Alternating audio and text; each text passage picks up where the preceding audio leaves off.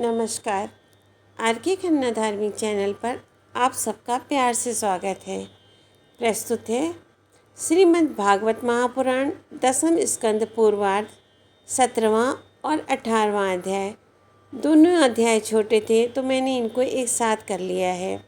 17वां अध्याय है काली के कालीदा में आने की कथा तथा भगवान का ब्रजवासियों को दावानल से बचाना। 18वां अध्याय है प्रलंबासुर उद्धार। तो आइए चलते हैं कथा की ओर। 17वां अध्याय काली के कालीदा में आने की कथा तथा भगवान का ब्रजवासियों को दावानल से बचाना। शब्दशः पाठ। राजा परीक्षित ने पूछा, भगवान, काली नाग ने नागों के निवास स्थान रमण द्वीप को क्यों छोड़ा था और उस अकेले ने ही गरुड़ जी का कौन सा अपराध किया था? श्री सुखदेव जी ने कहा, परीक्षित, पूर्व काल में गरुड़ जी को उपहार स्वरूप प्राप्त होने वाले सर्पों ने यह नियम कर लिया था कि प्रत्येक मास में निर्दिष्ट वृक्ष के नीचे गरुड़ को एक सर्प की भेंट दी जाए। इस नियम के अनुसार प्रत्येक अमावस्या को सारे सर्प अपनी रक्षा के लिए महात्मा गरुड़ जी को अपना अपना भाग देते रहते थे। उन सर्पों में कद्रु का पुत्र काली नाग अपने विष और बल के घमंड से मतवाला हो रहा था। उसने गरुड़ का तिरस्कार करके स्वयं तो बलि देना दूर रहा, दूसरे सांप जो गरुड़ को बलि देते थे उसे भी खा लेता। परीक्षित, यह सुनकर भगवान के प्यारे पार्षद शक्तिशाली गरुड़ को बड़ा क्रोध आया।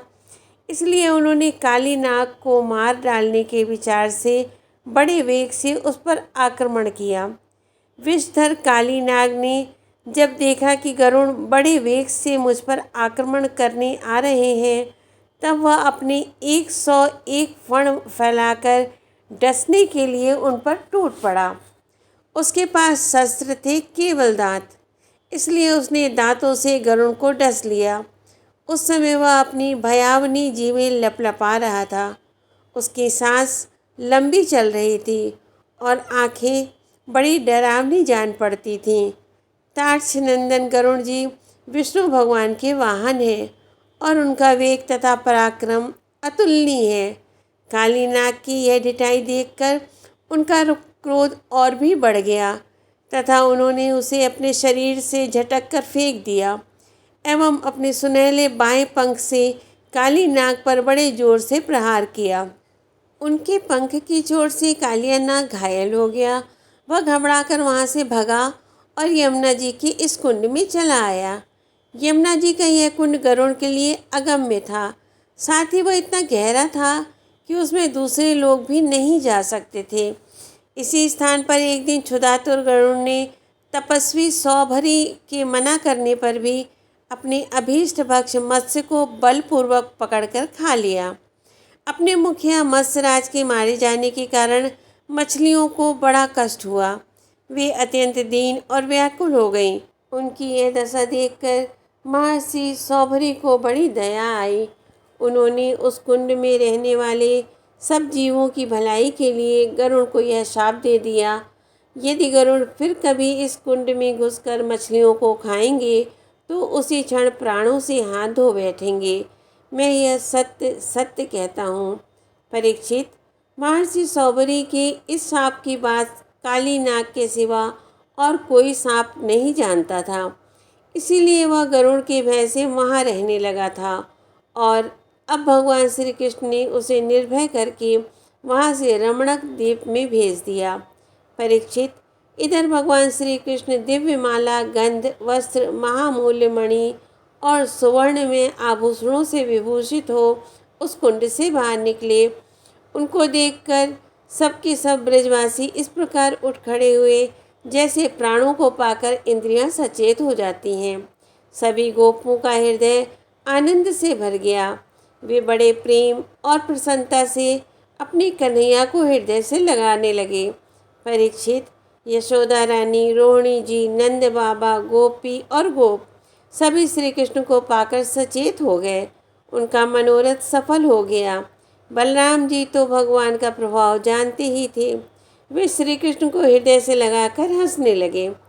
पर्वत, वृक्ष, गाय, बैल, बछड़े सब के सब आनंदमग्न हो गए।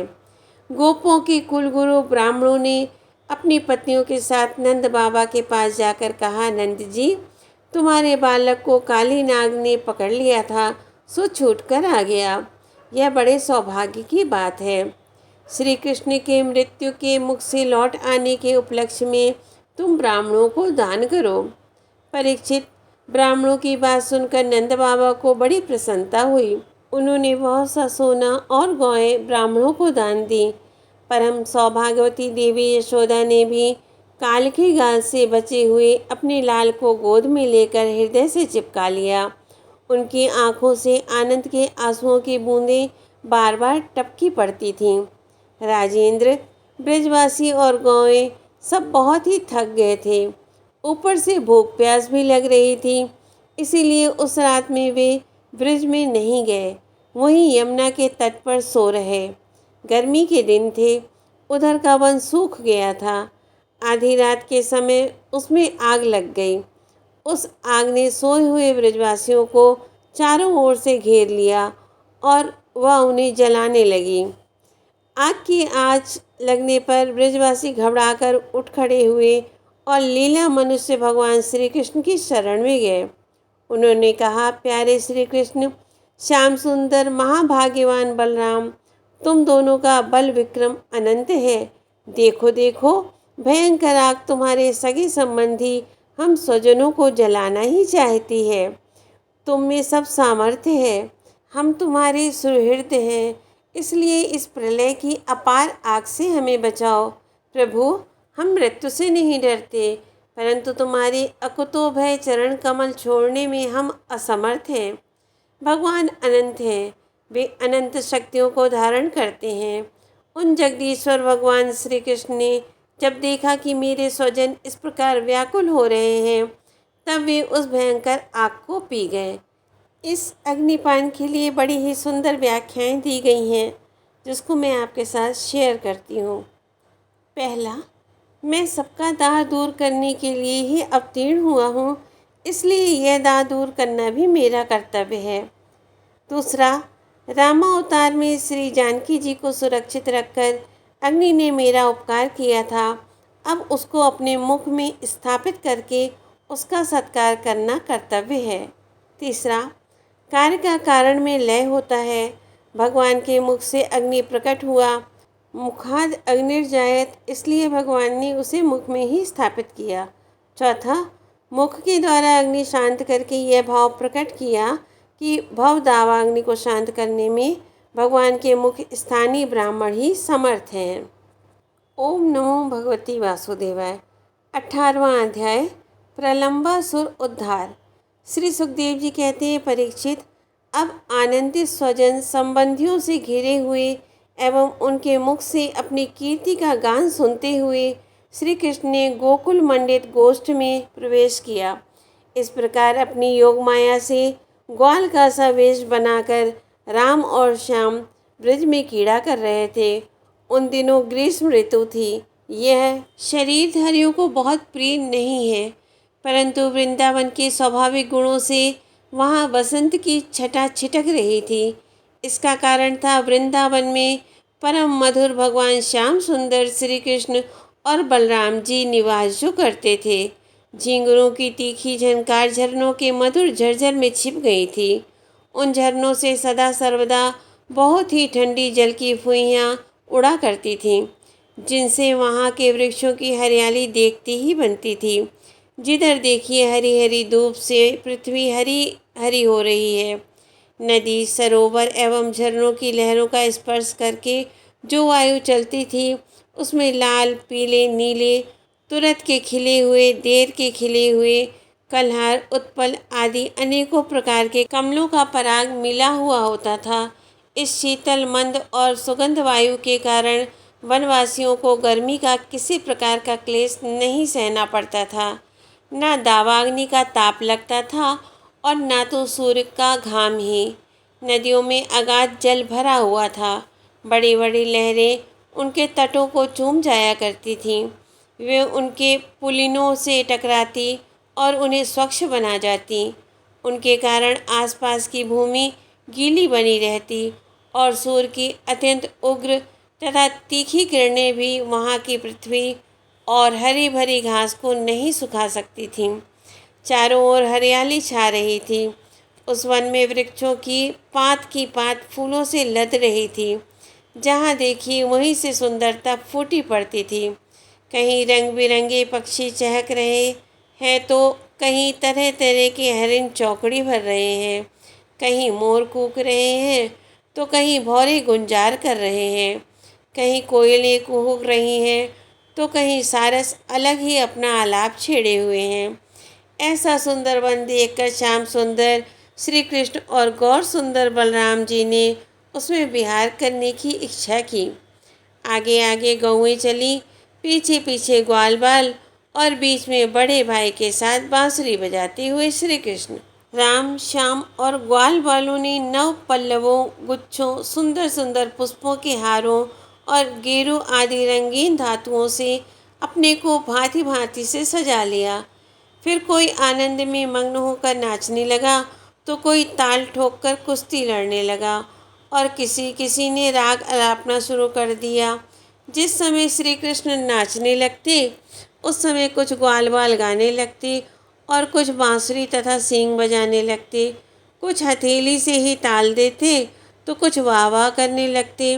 परीक्षित, उस समय नट जैसे अपने नायक की प्रशंसा करते हैं वैसे ही देवता लोग ग्वाल बालों का रूप धारण करके वहाँ आते और गोप जाति में जन्म लेकर छिपे हुए बलराम और श्री कृष्ण की स्तुति करने लगते। घुंघराले अलकों वाले श्याम और बलराम कभी एक दूसरे का हाथ पकड़कर कुम्हार के चाक की तरह चक्कर काटते, घुमरी परेता खेलते। कभी एक दूसरे से अधिक फांद जाने की इच्छा से कूदते, कुंडी रखते, कभी कहीं होड़ लगाकर ढेले फेंकते तो कभी ताल ठोक ठोक कर रस्सा कसी करते। एक दल दूसरे दल के विपरीत रस्सी पकड़कर खींचता और कभी कहीं एक दूसरे से कुश्ती लड़ाते लड़ते। इस प्रकार तरह तरह के खेल खेलते। कहीं कहीं जब ग्वाल बाल नाचने लगते तो श्री कृष्ण और बलराम जी गाते या बांसुरी, सींग आदि बजाते और महाराज कभी कभी वे वाह वाह कहकर उनकी प्रशंसा भी करने लगते। कभी एक दूसरे पर बेल, जायफल या आंवले के फल हाथ में लेकर फेंकते। कभी एक दूसरे की आंख बंद करके छिप जाते और पीछे से ढूंढता। इस प्रकार आंख मिचौली खेलते। कभी एक दूसरे को छूने के लिए बहुत दूर दूर तक दौड़ते रहते और कभी पशु पक्षियों की चेष्टाओं का अनुकरण करते। कहीं मेंढकों की तरह फुदक फुदक कर चलते तो कभी मुंह बना बनाकर एक दूसरे की हंसी उड़ाते। कहीं रस्सियों से वृक्षों पर झूला डालकर झूलते तो कभी दो बालकों को खड़ा कराकर उनकी बाहों के बल पर लटकने लगते। कभी किसी राजा की नकल करने लगते। इस प्रकार राम और श्याम वृंदावन की नदी, पर्वत, घाटी, कुंज, वन और सरोवर में वे सभी खेल खेलते जो साधारण बच्चे संसार में खेला करते हैं। एक दिन जब बलराम और श्री कृष्ण ग्वाल वालों के साथ उस वन में गौएं चरा रहे थे तब ग्वाल के वेश में प्रलम नाम का असुर आया। उसकी इच्छा थी कि मैं श्री कृष्ण और बलराम को हर ले जाऊं। भगवान श्री कृष्ण सर्वज्ञ हैं, वे उसे देखते ही पहचान गए। फिर भी उन्होंने उसका मित्रता का प्रस्ताव स्वीकार कर लिया। वे मन ही मन ये सोच रहे थे कि किस युक्ति से इसका वध करना चाहिए। ग्वाल वालों में सबसे बड़े खिलाड़ी, खेलों के आचार्य श्री कृष्ण ही थे। उन्होंने सब ग्वाल वालों को बुलाकर कहा, मेरे प्यारे मित्रों, आज हम लोग अपने को उचित रीति से दो दलों में बांट लें और फिर आनंद से खेलें। उस खेल में ग्वाल वालों ने बलराम और श्री कृष्ण को नायक बनाया। कुछ श्री कृष्ण के साथी बन गए और कुछ बलराम के। फिर उन लोगों ने तरह तरह से ऐसे बहुत से खेल खेले जिनमें एक दल के लोग दूसरे दल के लोगों को अपनी पीठ पर चढ़ाकर एक निर्दिष्ट स्थान पर ले जाते थे। जीतने वाला दल चढ़ाता था और हारने वाला दल ढोता था। इस प्रकार एक दूसरे की पीठ पर चढ़ते चढ़ाते श्री कृष्ण आदि ग्वाल बाल गौएं चराते हुए भांडीर नामक वट के पास पहुंच गए। परीक्षित, एक बार बलराम जी के दल वाले श्रीदामा, वृषभ आदि ग्वाल बालों ने खेल में बाजी मार ली। तब श्री कृष्ण आदि उन्हें अपनी पीठ पर चढ़ाकर ढोने लगे। हारे हुए श्री कृष्ण ने श्री रामा को अपनी पीठ पर चढ़ाया, भद्रसेन ने वृषभ को और प्रलंब ने बलराम को। दानव पुंगव प्रलंब ने देखा कि श्री कृष्ण तो बड़े बलवान हैं, उन्हें मैं नहीं हरा सकूंगा, अतः वह उन्हीं के पक्ष में हो गया और बलराम जी को लेकर फुर्ती से भाग चला और पीठ पर से उतारने के लिए जो स्थान नियत था उससे आगे निकल गया। बलराम जी भी बड़े भारी पर्वत के समान बोझ वाले थे। उनको लेकर प्रलंबासुर दूर तक न जा सका, उसकी चाल रुक गई। तब उसने अपना स्वाभाविक दैत्य रूप धारण कर लिया। उसके काले शरीर पर सोने के गहने चमक रहे थे और गौर सुंदर बलराम जी को धारण करने के कारण उसकी ऐसी शोभा हो रही थी मानो बिजली से युक्त काला बादल चंद्रमा को धारण किए हुए हो। उसकी आंखें आग की तरह धधक रही थीं और दाढ़ें भौं तक पहुंची हुई बड़ी भयावनी थीं। उसके लाल लाल बाल इस तरह बिखर रहे थे मानो आग की लपटें उठ रही हों। उसके हाथ और पाँव में कड़े, सिर पर मुकुट और कानों में कुंडल थी। उनकी कांति से वह बड़ा अद्भुत लग रहा था। उस भयानक दैत्य को बड़े वेग से आकाश में जाते देख पहले तो बलराम जी कुछ घबरा से गए, परंतु दूसरे ही क्षण में अपने स्वरूप की याद आते ही उनका भय जाता रहा। बलराम ने देखा कि जैसे चोर किसी का धन चुरा कर ले जाए, वैसे ही यह शत्रु मुझे चुराकर आकाश मार्ग से लिए जा रहा है। उस समय जैसे इंद्र ने पर्वतों पर वज्र चलाया था, वैसे ही उन्होंने क्रोध करके उसके सिर पर एक घूंसा कसकर जमाया। घूंसा लगाना था कि उसका सिर चूर चूर हो गया। वह मुंह से खून उगलने लगा, चेतना जाती रही और बड़ा भयंकर शब्द करता हुआ इंद्र के द्वारा वज्र से मारे हुए पर्वत के समान वह उसी समय प्राणहीन होकर पृथ्वी पर गिर पड़ा। बलराम जी परम बलशाली थे। जब ग्वाल वालों ने देखा कि उन्होंने प्रलंबासुर को मार डाला, तब उनके आश्चर्य की सीमा न रही। वे बार बार वाह वाह करने लगे। ग्वाल वालों का चित्त प्रेम से विवल हो गया। वे उनके लिए शुभ कामनाओं की वर्षा करने लगे और मानो मर कर लौट आए हों इस भाव से आलिंगन करके प्रशंसा करने लगे। वसुतः बलराम जी इसके योग्य ही थे। प्रलंबासुर मूर्तिमान पाप था। उसकी मृत्यु से देवताओं को बड़ा सुख मिला। वे बलराम जी पर फूल बरसाने लगे और बहुत अच्छा किया, बहुत अच्छा किया, इस प्रकार कहकर उनकी प्रशंसा करने लगे। ओम नमो भगवते वासुदेवाय। 19वां अध्याय है गौओं और गोपों को दावानल से बचाना।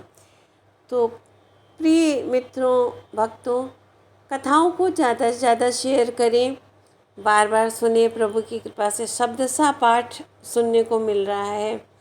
युवाओं और बच्चों तक इसको शेयर करें जिससे वो भी जाने कि कथाएं क्या हैं। धन्यवाद। ओम नमो भगवते वासुदेवाय। जय श्री राधे, जय श्री कृष्णा।